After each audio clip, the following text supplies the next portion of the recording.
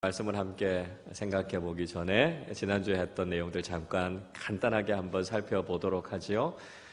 지난주에 우리가 의의 무기, 불의의 무기라고 하는 말씀을 드렸습니다. 우리 자신의 존재를 누구에게 드리느냐에 따라서 우리는 사실 굉장히 무서운 무기가 될 수도 있고 굉장히 큰 영향력을 줄 수 있는 무기도 될 수 있다라고 하는 말씀을 드렸습니다. 우리가 우리 자신을 죄에 드려지게 되면 우리가 아주 무섭게 죄에 쓰임받는, 그러니까 죄를 저지르는 그런 존재가 된다라고 하는 거죠. 그런데 우리 자신을 거룩하게 구별해서 우리를 하나님께 드리게 되면 하나님의 선하신 일과 하나님께서 기뻐하시는 일들을 이루어 나갈 수 있는 의의 무기가 된다. 이렇게 말씀을 드렸죠. 그래서 늘 우리가 우리 자신을 하나님께 드리기 위해서 애를 써야 됩니다. 그래서 하나님의 손에서 쓰임받고 또 하나님의 영광을 위해서 우리가 하나님의 도구로 쓰임받는 사람들이 되어야 한다는 것이죠. 문제는 우리가 죄인이라고 하는 사실입니다. 왜 죄인이 되었을까?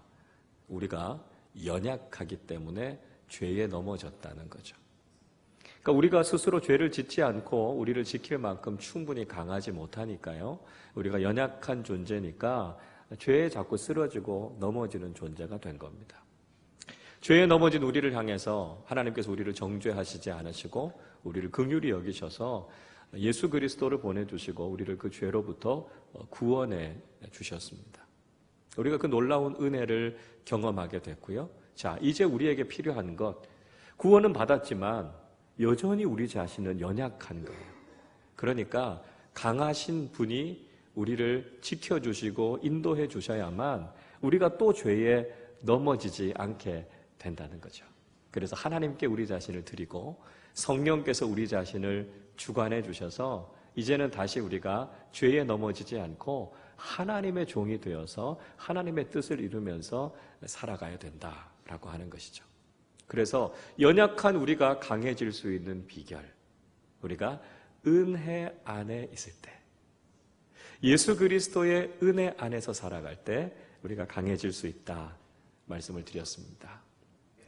죄의 열매는 사망일 수밖에 없다고 말씀드렸죠. 죄악된 길을 계속해서 걸어가다 보면 결국 우리는 사망에 이를 수밖에 없습니다. 그러나 우리가 믿음의 길을 걸어가고 그를 통해서 거룩함, 성화를 이루어 나가는 삶을 걸어갈 때 우리는 결국 영생의 열매를 맺게 된다는 것이죠. 그래서 믿음 안에서 우리가 거룩함을 누리며 살아가는 영생의 축복을 누리는 삶을 사는 것, 그것이 우리에게 중요하다 하는 말씀을 드렸습니다. 오늘 이제 로마서 7장의 말씀을 함께 살펴보려고 하는데요. 계속해서 이 율법과 죄의 문제를 바울이 여러 가지로 설명해 주고 있습니다. 오늘은 특별히 이 율법과의 관계를 결혼 관계에 비유해서 우리에게 이야기해 주고 있는 말씀이 있는데요. 이 말씀을 통해서 우리가 다시 한번 율법과 죄의 문제를 좀 정리해 보도록 하겠습니다. 자, 1번을 보시죠. 법은 사람이 살아있을 동안에만 유효하다라고 하는 거죠. 법은 그 사람이 살아있을 동안에만 유효하고 영향을 미치게 된다는 것이죠. 오늘 본문 1절인데요. 우리 1절을 같이 읽어보겠습니다. 형제들아, 내가 법 아는 자들에게 말하노니 너희는 그 법이 사람이 살 동안만 그를 주관하는 줄 알지 못하느냐. 우리가 범죄자를 수사하게 되는데요. 그 수사가 종료되는 건 두 가지 경우가 있습니다. 하나는 뭐냐면 공소시효가 만료가 되면 수사가 더 이상 진행이 안 되죠. 그래서 과거에는 살인죄 같은 경우는 공소시효가 15년이었습니다. 그래서 어떤 살인자는 15년의 며칠을 앞두고 마지막에 잡혀서 이렇게 죄값을 치르게 됐던 그런 것도 있었습니다. 그런데 이 공소시효 15년 살인죄에 대해서 이건 말이 안 된다. 그래서 공소시효를 폐지하자고 그래서 그게 없어졌습니다. 그래서 2000년 이후로 살인죄에 대해서는 공소시효가 더 이상 적용되지 않기 때문에 영구적으로 그 살인사건에 대해서는 수사를 하게 되는 거죠. 자, 그래서 공소시효가 끝나면 더 이상 수사가 진행이 안 됩니다. 자, 또 한 가지 범죄자에 대한 수사가 끝나는 게 있는데요. 그 범죄자가 죽으면 더 이상 그 수사를 하지 않게 됩니다. 그렇지 않겠습니까? 죽은 사람에 대해서 죄를 묻고 몇 년 형을 구형하고 이렇게 한다는 건 말이 되지 않는 거죠. 그래서 사람이 죽으면 더 이상은 그 법이 적용이 되지 않는 겁니다. 자, 이걸 우리가 영적으로 한번 적용을 해 보실까요? 우리는 이미 죄에 대해서 죽은 사람입니다. 그렇죠? 죄인인 우리의 본성이 이제 죽은 거니까요. 그러니까 더 이상 우리가 율법의 지배 아래 있지 않게 된다는 거죠.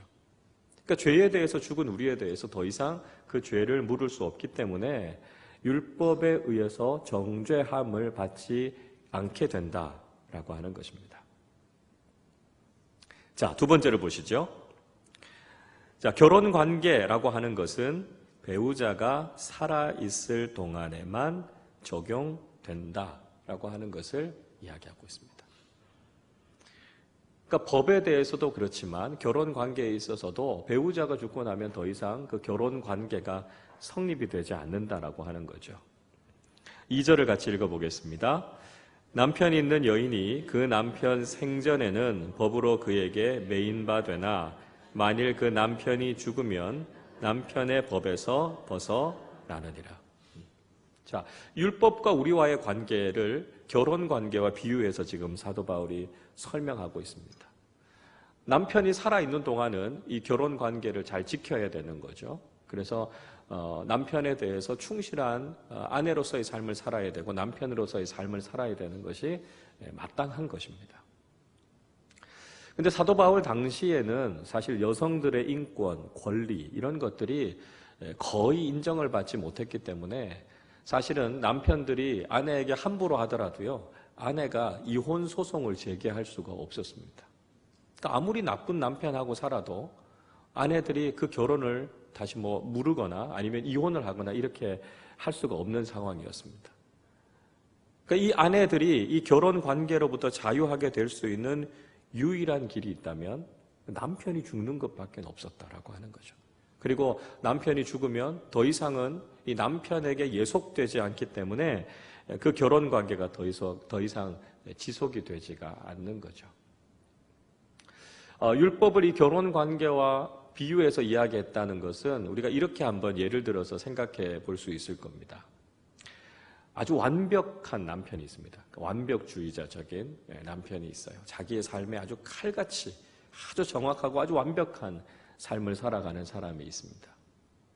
그런데 문제는 이렇게 완벽한 삶을 살아가는 남편과 같이 사는 부인은 고달프다는 거예요. 자녀들은 힘들다는 거예요. 왜냐하면 이 남편이 집에 있으면요, 자녀들이나 부인이 숨도 못 쉬는 거예요. 와서 집안일 하나 사사건건 꼬투리를 잡고 이야기하면 정말 숨통이 막혀서 어떻게 견딜 수가 없는 거죠. 자기 삶을 철저하게 살아가고 완벽하게 살아가는 거 그건 좋은데 그래도 가정이라고 하는 것은 좀 이렇게 쉼이 있고 여유가 있고 좀 편안하고 그래야 되잖아요.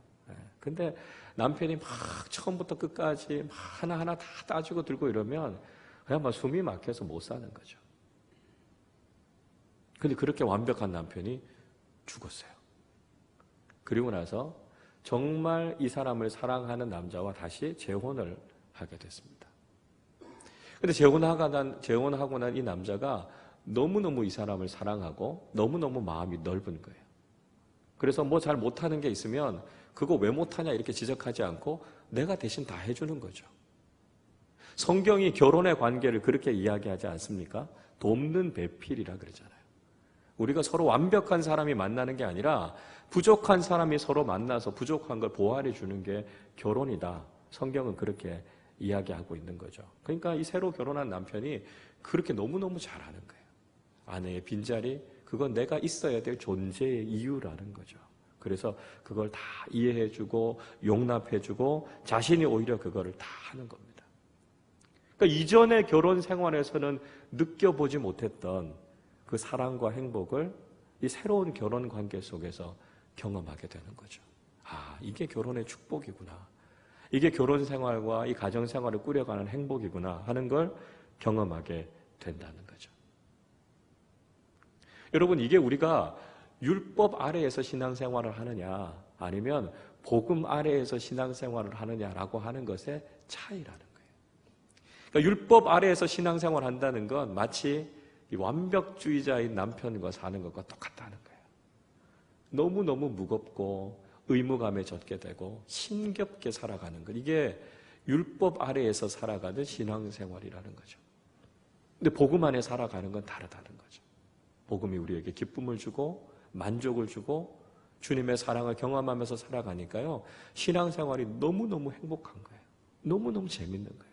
교회 나오고 싶고 신앙생활 열심히 하고 싶은 마음이 막 그 속에서 일어나게 된다라고 하는 거죠.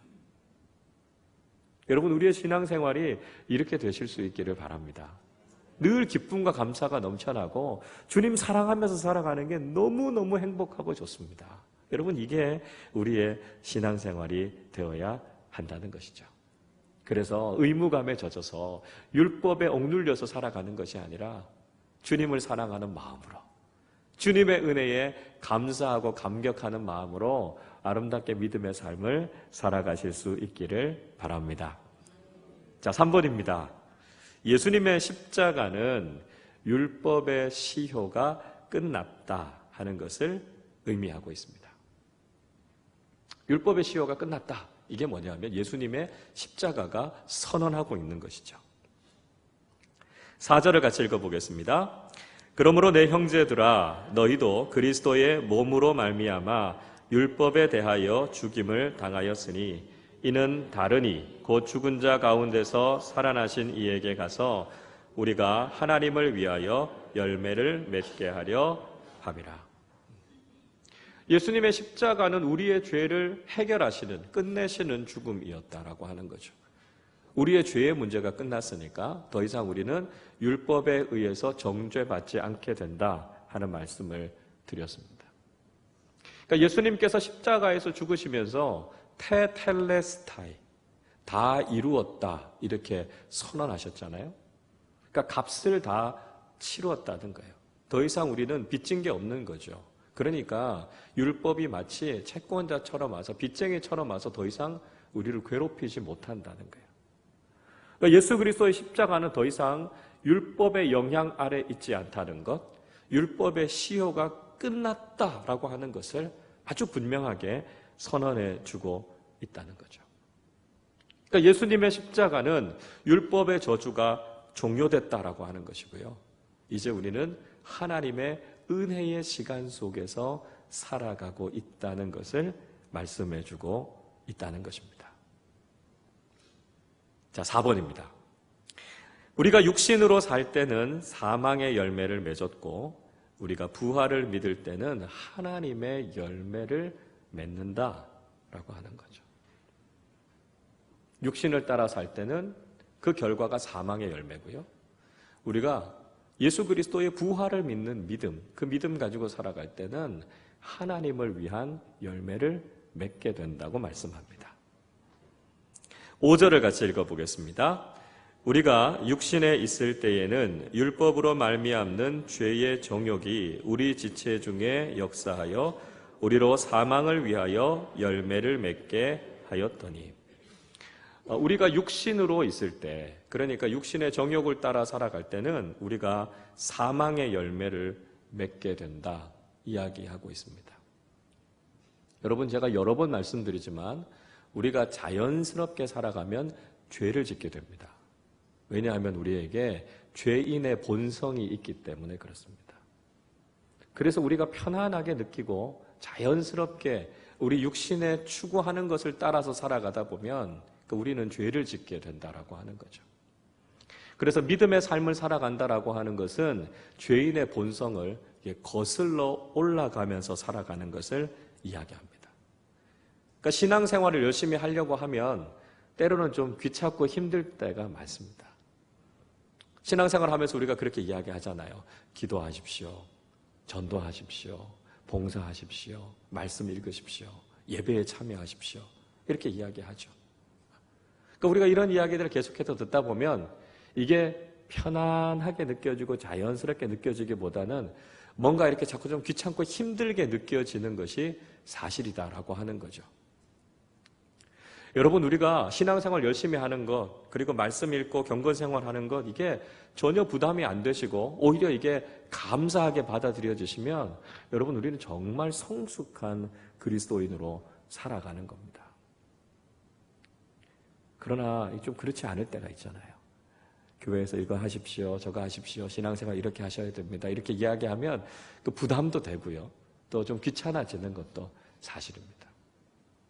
여러분, 그렇지만 우리가 자연스럽게 살아가면서 죄 짓는 것보다는 우리가 이 경건의 삶을 통해서 거룩을 실천하면서 살아가야 되죠. 그래야 우리가 영생을 누리는 삶을 살아갈 수 있으니까요, 앞으로도 계속해서 여러분 귀찮게 해드릴 겁니다. 교회에서는 계속해서 어떻게 하면 믿음 생활 바르게 하실 수 있는지 여러분들에게 계속 말씀드리고 여러분들을 귀찮게 해드릴 거예요. 왜냐하면 그렇게 살아야 우리가 믿음의 풍성한 열매를 맺고요, 그렇게 살아야 우리가 바른 신앙인의 삶을 살아갈 수 있게 된다는 거죠. 그러니까 우리에게 이 죄인의 습성이 남아있다라고 하는 것, 그래서 우리가 그냥 하고 싶은 대로 우리의 육신이 원하는 대로 살아가면 계속해서 죄를 짓게 되고 그것이 결국 사망의 열매를 맺게 되는 결과를 낳게 된다는 거죠. 자, 그런데 4절 뒷부분의 말씀 이렇게 이야기하죠. 예수 그리스도를 믿고 살아가는 사람들, 부활을 믿는 사람들은 하나님을 위해서 열매를 맺는 삶을 살게 된다, 이렇게 말씀합니다. 그러니까 믿음의 열매를 맺는 거죠. 하나님께서 기뻐하시는 열매를 맺으면서 살아가게 된다 말씀하고 있습니다. 자, 고린도전서 15장 20절의 말씀은 이렇게 이야기합니다.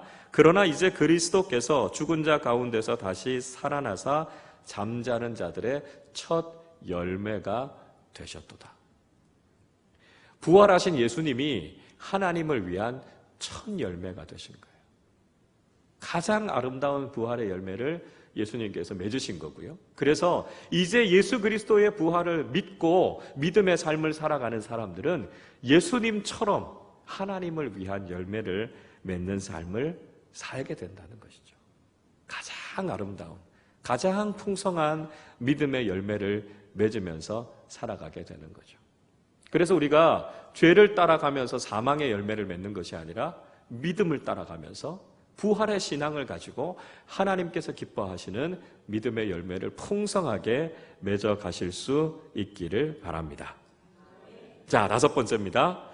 우리는 율법의 형식에 얽매인 삶이 아니라 율법의 정신을 따라 사는 사람들이라는 거죠.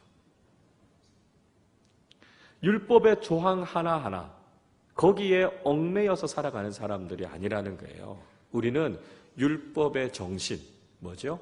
하나님의 뜻입니다. 하나님의 뜻이 무엇인가를 알고 그 뜻을 추구하면서 살아가는 사람들이라는 거죠. 6절 말씀 같이 읽어보겠습니다. 이제는 우리가 얽매였던 것에 대하여 죽었으므로 율법에서 벗어났으니 이러므로 우리가 영의 새로운 것으로 섬길 것이요 율법 조문에 묵은 것으로 아니할지니라. 우리를 얽어매던 것으로부터 이제 우리는 자유함을 입었다, 이렇게 이야기합니다. 근데 반대로 유대인들은 계속해서 이 율법에 얽매이는 삶을 살게 되는 것이죠. 제가 잠깐 이스라엘을 갔다가 한국으로 돌아오는 길에 비행기를 타고 이스라엘의 텔아비브에서부터 암스테르담 가서 거기서 경유해서 한국으로 들어오게 됐습니다. 금요일 날 아침 비행기를 타고 제가 출발을 하게 됐는데요. 비행기가 한 5시간 정도 연착이 돼서 금요일 날 오후에 비행기가 출발을 했습니다. 그래서 그 비행기를 이렇게 타고 오는데 제 앞에 앉아있는 유대인 노부부예요. 한 70대 정도 되신 노부부가 앞에 앉아있으면서 계속 스튜어디스를 부르는 거예요. 그래서 뭐라고 자꾸 이야기를 하고 뭔가 불만 섞여서 이렇게 컴플레인을 계속 하는 겁니다. 그래서 무슨 이야기를 하나 이렇게 들어봤더니 이런 이야기예요. 이 유태인 부부가 암스테르담에 살고 있는 자신의 딸네 집을 지금 가고 있는 겁니다. 근데 문제는 금요일 아침에 출발했으면 금요일 해지기 전에 딸의 집에 들어갈 수 있는데 금요일 해지고 나면 안식일이 시작되잖아요. 그러니까 안식일이 되면 유대인들은 교통수단을 이용해도 안 되고 불을 켜도 안 되고 음식을 해도 안 되고 일정한 거리 이상을 걸어가도 안 되거든요. 그럼 안식일을 어기는 거거든요. 근데 문제는 비행기가 연착이 된 거예요. 그러니까 자칫하면 지금 밤이 돼서 안식일의 율법을 어기게 됐다는 거예요. 그러니까 뭐 어떻게 좀 해보라 이렇게 아마 스튜어디스에게 계속 지금 이제 이야기를 하는 거였습니다. 그래서 어둑어둑해질 무렵에 암스테르담 공항에 이제 도착을 하게 됐습니다. 그러니까 이 노 부부가요, 다른 사람들 다 제치고 여행 가방 들고 그때부터 뛰기 시작하는 겁니다. 공항을 막 뛰어서 이제 나가는 그 뒷모습을 제가 이렇게 지켜보면서 그런 생각이 들었어요. 하나님께서 안식일의 율법을 정말 이렇게 하라고 주신 걸까? 피치 못할 사정으로 비행기가 연착이 돼서 만약에 안식일의 율법을 어겼다고 해서 우리 하나님께서 그걸 가지고 우리에게 벌을 주실까? 전 제가 믿는 하나님은 그런 하나님이라고 믿지 않습니다. 안식일은 우리로 하여금 안식하게 하고 하나님의 축복을 경험하게 하라고 하나님께서 우리에게 주신 안식일인데 그 안식일의 조항에 얽매여서 살아가는 그분들의 모습을 보면서 이건 하나님의 뜻이 아니겠다 하는 생각이 들었습니다. 여러분 그렇지 않겠습니까? 하나님이 우리에게 법을 주신 건 그 율법에 얽매여서 살라고 그 법을 주시지 않았다라고 하는 거죠. 그 법이 우리에게 축복이 되게 하시기 위해서 우리에게 그 법을 주셨다라고 하는 거죠. 그래서 우리는 더 이상 그런 율법에 얽매여서 살아가는 게 아니고요. 거기에서부터 자유함을 누리면서 살아가게 된다는 거죠. 물론 여러분 우리가 율법에서 자유함을 누리면서 살아간다라고 하는 이야기는 그냥 법을 다 어기면서 살아가도 된다 이런 이야기가 아니죠. 우리가 정말 선하고 바른 삶을 살아가는 사람들을 가리켜서 이런 이야기합니다. 야, 저 사람은 법이 없어도 살 사람이야. 우리 이런 이야기하죠. 그 이야기는 무슨 이야기입니까? 그 사람은 단지 법을 지키는 수준이 아니라 그것보다도 훨씬 더 탁월한 훨씬 더 높은 수준의 삶을 살아가는 사람을 가리켜서 그 사람 법 없어도 살 사람이다 이렇게 이야기한다는 거예요. 여러분 우리 그리스도인은요 법 없어도 살 수 있는 사람이 돼야 된다는 거죠. 우리가 법을 지키기 위해서 그냥 아둥바둥하는 그런 수준의 삶이 아니라 그것보다도 훨씬 탁월한 하나님이 정말 기뻐하시고 또 하나님께서 원하시는 삶이 무엇인가 그걸 적극적으로 실천하는 것 그게 바로 우리 그리스도인의 삶의 모습이 되어야 한다는 것이죠. 자, 여러분 그렇다면 우리가 이런 율법에 얽매이는 신앙생활이 아니라 자유함 속에서 하나님이 원하시는 일들을 행하면서 살아갈 수 있는 방법이 뭘까요? 우리는 사실 이 법을 잘 지키면서 살아가지 못하잖아요. 우리 안에는 죄인의 본성이 있으니까요. 그런 우리가 이 율법을 뛰어넘어서 하나님이 기뻐하시는 삶을 살아갈 수 있는 비결은 성령 충만함을 받는 겁니다. 그러니까 성령께서 인도해 주시는 삶을 살면 우리가 성령의 능력을 덧입어서 살아가면 우리는 율법을 뛰어넘어서 자유함 가운데 기쁨 가운데 믿음의 삶을 살아가게 된다는 것이죠. 그래서 고린도후서 3장 17절이 이렇게 말씀합니다.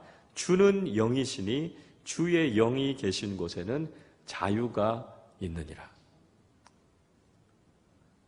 성령 하나님은 영이시라는 거죠. 하나님은 영이시라는 거예요. 성령께서 이끌어 주시는 그 삶에는 진정한 자유함이 있습니다. 그 어떤 것도 우리를 얽어매지 못하는 거예요.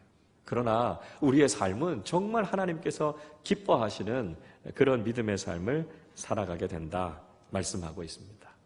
그래서 율법에 의한 의무감 또 거기에 의해서 얽매여서 살아가는 것이 아니라 성령 안에서 가장 자유롭고 가장 행복한 믿음의 삶을 살아가시는 우리 모두가 되실 수 있기를 바랍니다.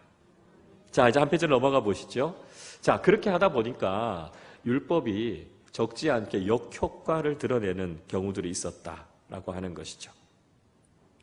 자, 첫 번째 이렇게 이야기합니다. 율법은 죄가 아니라 죄를 깨닫게 해주는 것이다 하는 거죠. 자, 여러 번 말씀드리죠. 율법이 죄가 아닙니다. 율법은 단지 죄를 깨닫게 해주는 아주 중요한 기능을 가지고 있다는 거죠. 7절 말씀 같이 읽어보겠습니다. 그런즉 우리가 무슨 말을 하리요? 율법이 죄냐? 그럴 수 없느니라. 율법으로 말미암지 않고는 내가 죄를 알지 못하였으니 곧 율법이 탐내지 말라 하지 아니하였더라면 내가 탐심을 알지 못하였으리라. 율법은 죄가 아니에요. 죄를 깨닫게 해주는 거죠.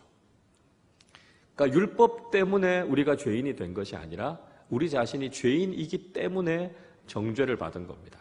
그러니까 문제는 율법에 있는 것이 아니라 우리가 죄인이라고 하는데 문제가 있는 거죠. 가끔 우리 자녀들이 이렇게 시험을 치고 학교에서 시험을 치고 돌아옵니다. 근데 시험을 잘 못 봤어요. 그러면 아이들이 막 투덜투덜거립니다. 아, 시험 문제가 너무 어려웠어. 이렇게 이야기하죠. 자기가 공부 안 했다는 이야기는 안 하고 시험 문제가 너무 어렵다고 이야기합니다. 그리고 한술 더 떠서 이런 이야기하죠. 아, 이번에 선생님이 안 가르쳐 준 게 시험에 나왔어요. 내가 그래서 틀렸다고. 내가 배우지 않았는데 이거 어떻게 푸냐고 이야기합니다. 그러나 뭘 안 가르쳐 줬어요. 다 가르쳐 줬지. 이미 다 배운 건데 자기가 그때 자고 못 들은 거예요. 그죠? 그리고 시험에 나오는 건 선생님께 별표까지 쳐놨어요. 이거 시험에 나온다. 꼭 공부해라. 그런데도 자기가 공부를 안 해서 문제를 틀린 거죠. 그러니까 시험이 어려운 게 문제가 아니라 내가 공부를 안 했다는 게 문제가 있는 거예요.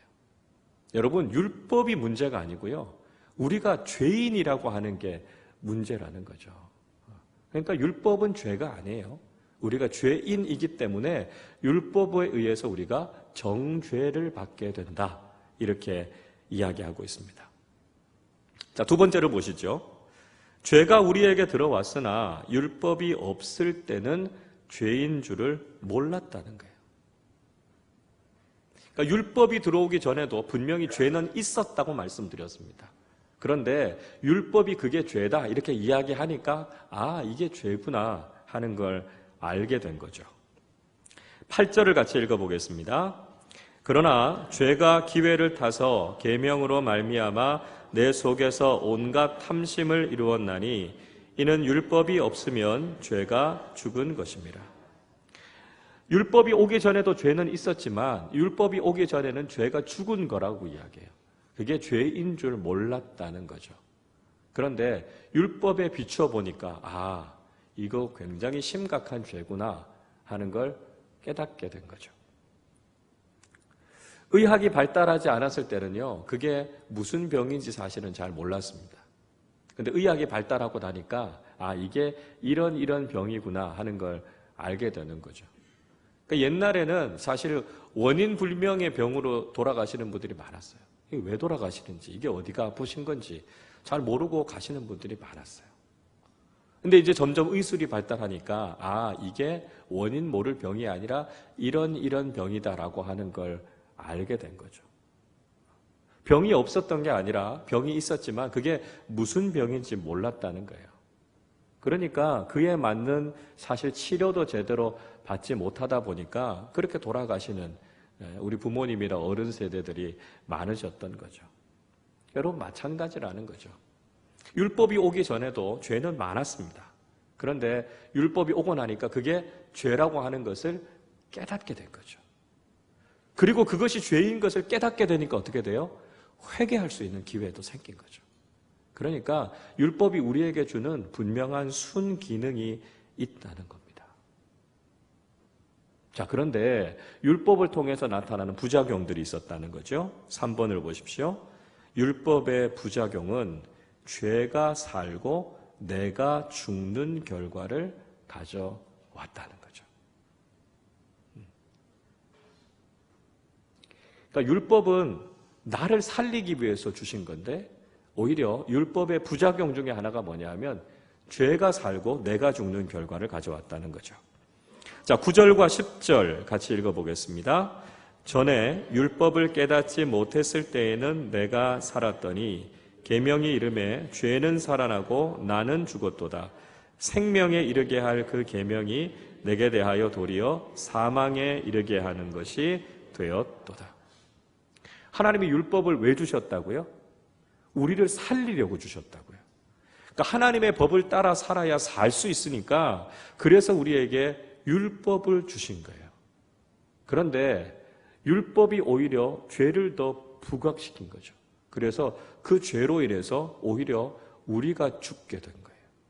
그게 바로 율법의 부작용이다. 이렇게 이야기하고 있습니다. 여러분, 약이라고 하는 건 우리를 치료하기 위해서 준 거죠.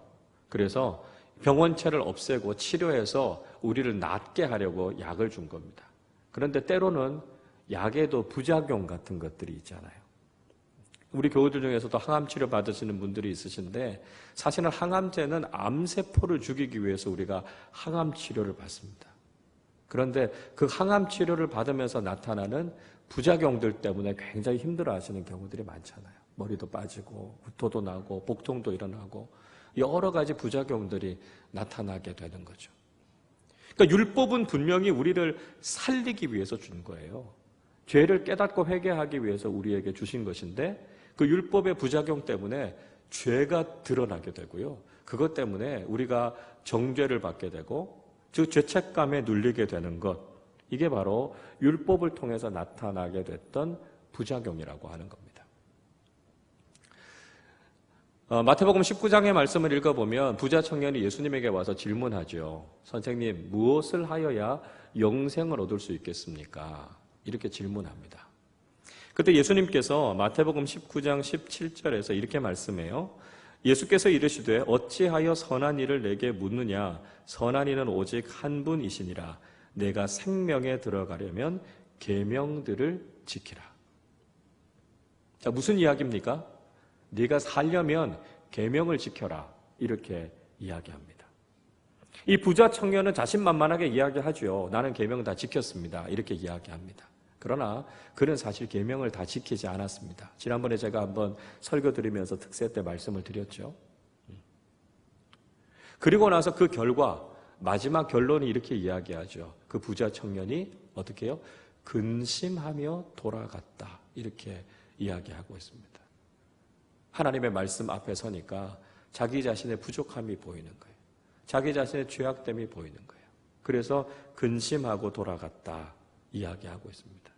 이게 뭐라고요? 이게 율법의 부작용이라고요. 자기 자신의 의가 죽고 자기 자신의 죄가 부각이 되어져서 결국은 정죄를 받게 되는 것. 이것이 율법 앞에 서 있는 죄인된 우리의 모습이라는 거죠.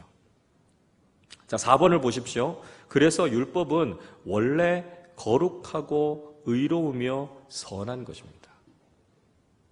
원래 율법을 주신 목적 자체는 선한 목적으로 우리에게 주신 거라는 거죠.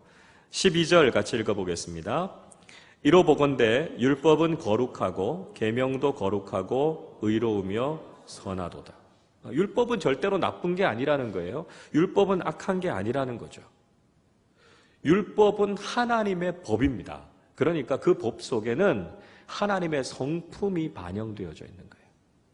하나님이 거룩하시니까 하나님의 법도 거룩한 거죠. 하나님이 선하시니까 하나님의 법도 선하고 의로운 겁니다.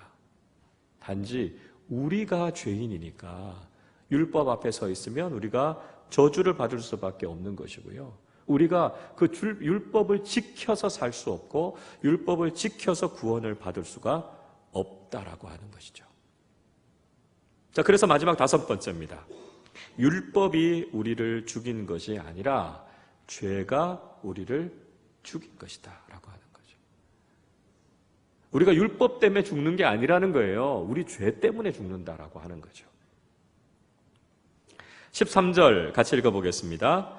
그런즉 선한 것이 내게 사망이 되었느냐? 그럴 수 없느니라. 오직 죄가 죄로 드러나기 위하여 선한 그것으로 말미암아 나를 죽게 만들었으니 이는 계명으로 말미암아 죄로 심히 죄되게 하려 함이라. 아멘. 사도 바울이 결론적으로 이야기합니다. 율법이 우리를 죽인 게 아니라고요. 죄가 우리를 죽인 거라고요. 그러니까 우리가 해결해야 되는 문제는 뭡니까? 죄의 문제를 해결해야 된다. 이게 우리에게 있어서 가장 중요한 문제라는 것이죠. 그런데 율법주의자들은 우리가 율법을 지켜서 구원을 받으려고 하니까 이 죄의 문제가 해결되지 않습니다. 죄인인 인간은 율법을 지켜서 구원을 받을 수가 없으니까요. 그거 가지고는 율법으로는 우리가 이 죄의 문제를 해결할 수가 없는 거죠. 그래서 우리에게 예수 그리스도를 보내주신 거죠. 우리의 죄를 해결할 수 있는 것은 예수 그리스도의 십자가밖에 없습니다. 예수 그리스도의 십자가를 통해서 피 흘리신 것을 통해 우리의 죄를 사해 주실 때 비로소 우리는 이 죄의 문제를 해결할 수 있다는 거죠. 율법의 방법으로 율법에 의존해서는 죄의 문제를 해결할 수 없고요. 오히려 율법에 얽매이고 율법의 정죄함을 받게 됩니다. 그러나 우리가 예수 안에 있으면, 성령 안에 있으면 비로소 우리의 죄의 문제를 해결하고 신앙생활 속에서도 기쁨과 자유함을 회복하게 된다는 것이죠. 여러분, 다시 한번 오늘 말씀을 잘 정리해 보실 수 있기를 바랍니다. 율법은 분명히 선한 것이지만 우리가 율법에 얽매인 신앙생활을 하는 것 바람직하지 않다라고 하는 것이죠. 그래서 우리가 율법에 의해서 의무감에 젖어서 살아가는 신앙생활이 아니라 예수 그리스도의 복음 안에서 기쁨과 자유함이 넘치는 믿음의 삶을 사실 수 있기를 바랍니다.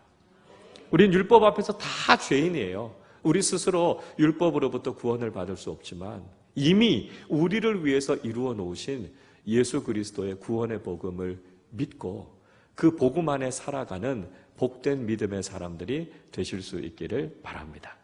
그래서 율법에 얽매이는 신앙생활이 아니라 그것을 뛰어넘어서 복음 안에서 하나님 주시는 기쁨과 은혜가 충만한 믿음의 사람들로 살아가시기를 주님의 이름으로 축원합니다. 기도하겠습니다.